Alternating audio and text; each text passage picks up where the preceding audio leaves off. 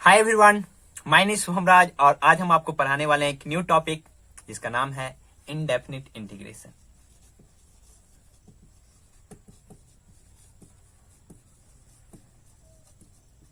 तो ये जो हमारा जो चैप्टर है इनडेफिनिट इंटीग्रेशन, ये किसका पार्ट है? हमारा इंटीग्रेशन का पार्ट है। तो इंटीग्रेशन में हमारा कौन कौन सा चैप्टर आता है? तो एक आपका आता है इनडेफिनिट इंटीग्रेशन,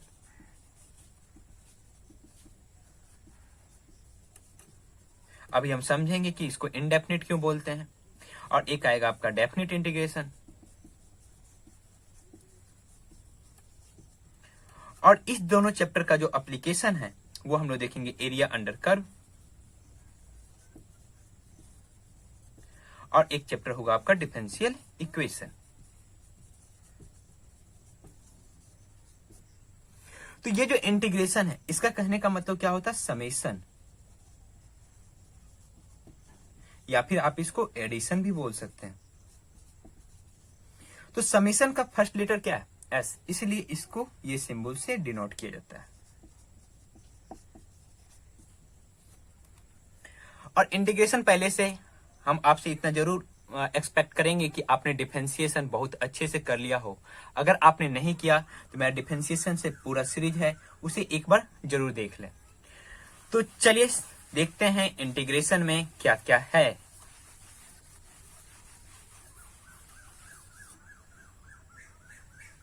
इनडेफिनिट इंटीग्रेशन,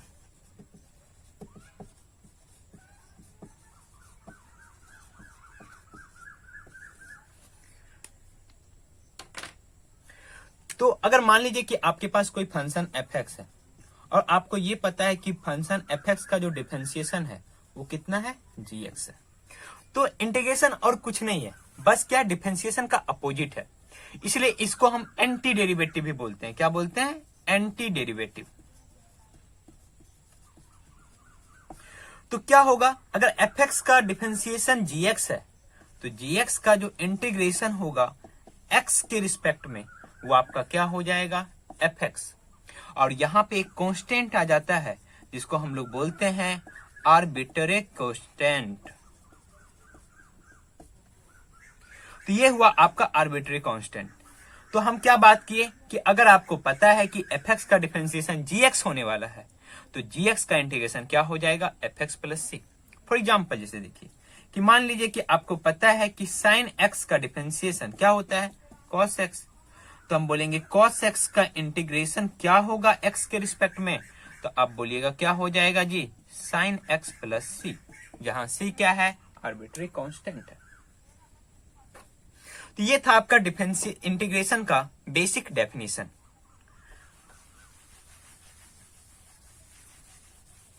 अब ये बात है कि ये जो आर्बिट्रेरी कांस्टेंट है ये कहां से आ रहा है? तो चलिए देखते हैं। जैसा कि आपको पता है कि साइन एक्स का डिफरेंशिएशन क्या होता है?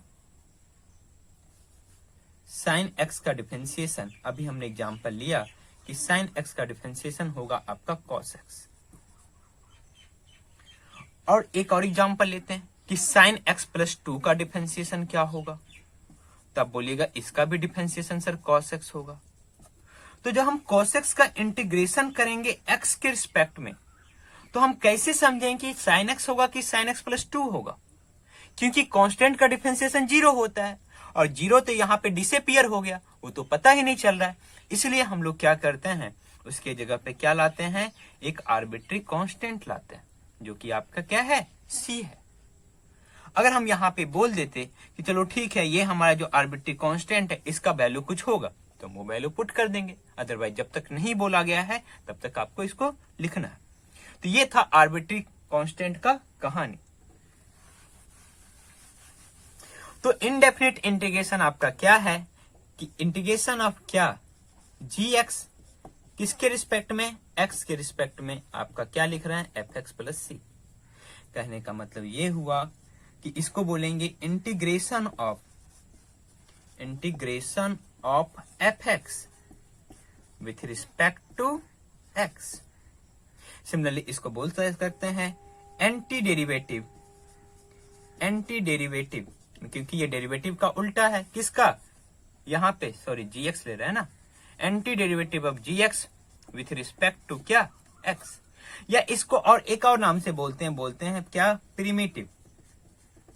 Primitive of g x with respect to x.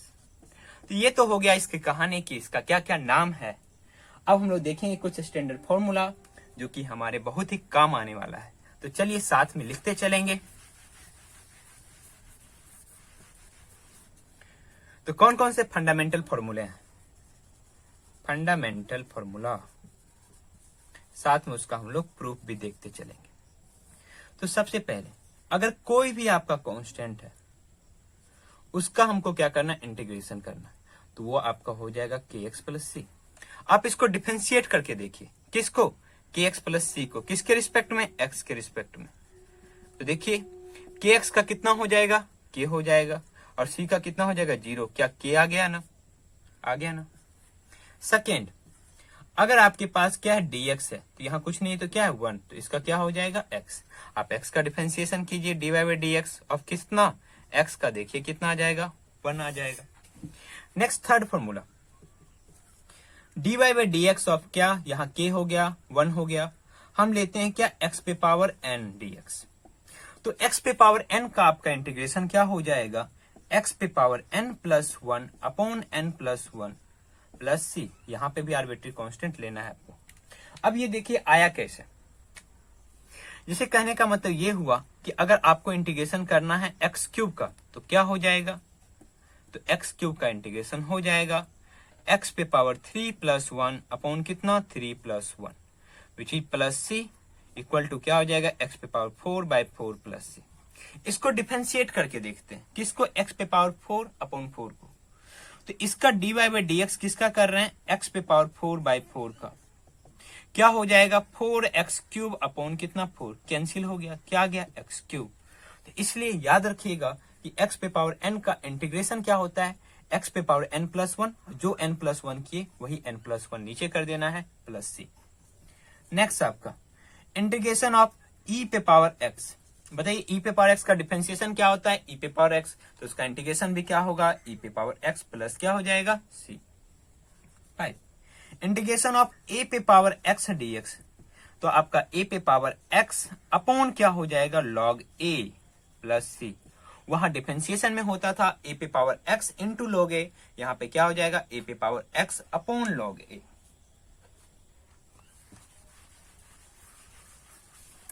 तो हम लोग अभी फंडामेंटल फॉर्मूला देख रहे हैं, जिसमें अभी तक 5 फॉर्मूला देख चुके।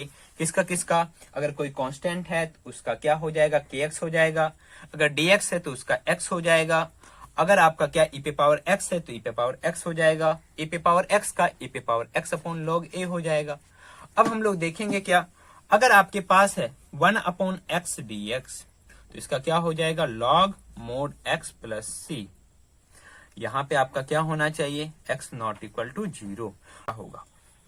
तो इंटीग्रेशन ऑफ देखेंगे साइन x क्या होगा, फिर देखेंगे इंटीग्रेशन ऑफ क्या cos x क्या होने वाला है, integration of sec square x dx क्या होगा, integration of sec x into 10x क्या होगा, इंटीग्रेशन ऑफ क्या cosec स्क्वायर x क्या होगा, और फिर इसके बाद देखेंगे integration of cosec x into cot x dx क्या होगा। तो बताइए साइन x किसी का डिफरेंशिएशन होता है क्या, अब सर साइन x तो नहीं होता है, माइनस साइन x होता है, वो किसका होता है, cos x का। तो ये क्या हो जाएगा आपका minus cos x plus c, क्योंकि cos x का डिफरेंशिएट जब करेंगे हम तो माइनस साइन x आएगा, और माइनस माइनस आपका क्या होगा, प्लस है। cos x किसका होता है, साइन x का होता है, प्लस c हो जाएगा। सेक स्क्वायर x किसका होता है, तो आप बोलिएगा 10x, तो प्लस c हो जाएगा। सेक x इंटू 10x किसका होता है, तो सेक x का plus c। Cosec square x क्या होगा, तो कोसेक स्क्वायर x किसका होता है, माइनस कोसेक स्क्वायर x होता है, वो भी किसका, कोट x का, तो हो जाएगा minus cot x plus c। Cosec x into coat x, minus cosec into coat x होता है किसका, माइनस कोसेक x का, तो यहां हो जाएगा plus cosec x, sorry minus cosec x। क्यों माइनस, क्योंकि जब इसका डिफरेंशिएट करेंगे तो माइनस आएगा, और माइनस इंटू माइनस प्लस होना चाहिए। देखिए अभी तक हम लोग क्या देखें, बस साइन एक्स कोस एक्स जो ट्रिगोनोमेट्रिक जो रेशियो है, बस इसी का डिफरेंशिएशन देखें। इसके अलावा हम किसका किसका नहीं देखे हैं। तो अभी हमको tan x का नहीं पता है, अभी हमको sec x का नहीं पता है, अभी हमको cosec x का नहीं पता है, अभी हमको cot x का नहीं पता है। ये क्या आगे जब हम लोग पढ़ेंगे ना इंडेफिनिट इंटीग्रेशन में, इंटीग्रेशन बाय सब्स्टिट्यूशन, तो वहां पे ये चारों क्या प्रूव करेंगे और ये फॉर्मूला देखेंगे कि इसका क्या क्या होता है। तो ये था हमारा कुछ फंडामेंटल फॉर्मूला। नेक्स्ट लेक्चर में हम लोग पढ़ेंगे जो भी रूल ऑफ क्या इंटीग्रेशन क्या क्या है वो हम लोग देखने वाले हैं। तो इस लेक्चर के लिए इतना ही। आई होप आपने वीडियो को एंजॉय किया होगा। वीडियो को पूरा देखने के लिए थैंक्स।